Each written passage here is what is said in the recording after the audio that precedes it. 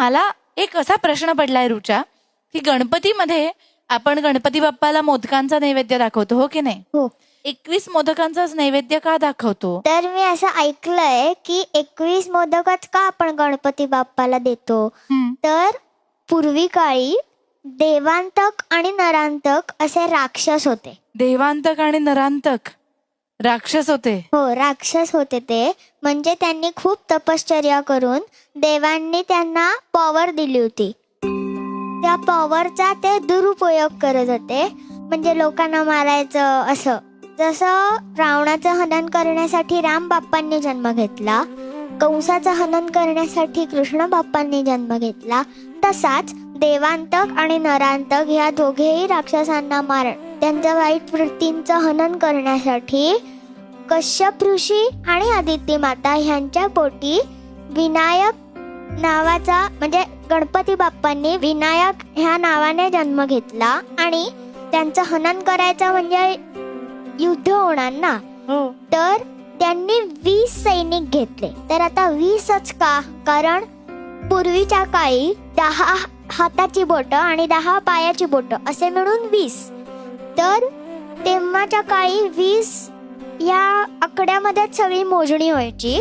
म्हणून त्यांनी 20 सैनिक घेतले आणि त्या 20 ही गणांचा, गण म्हणजे सैनिक, तर त्या 20 ही गणांचा एक कॅप्टन म्हणजे गणपती बाप्पा.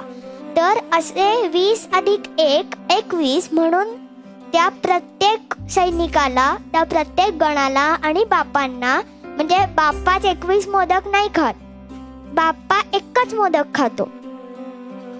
पण एक मोदक एका गणाला असे मिळून आणि एक गणपती बाप्पाला असे मिळून ते आपण 21 मोदक, 21 लाडू, 21 दुर्वा, 21 करंजा असं सगळं 21 आकड्यामध्ये त्यांना आपण अर्पण करतो.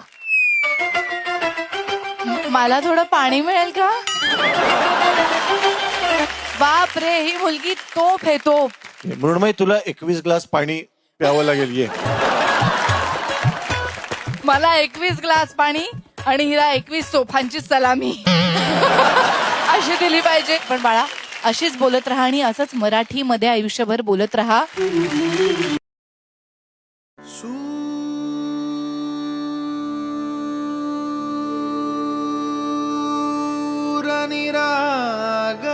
हो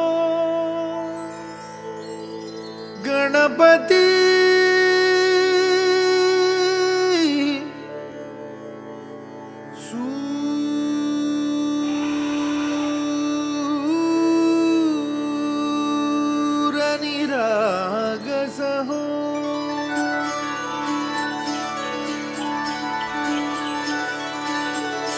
सूरनिरागस हो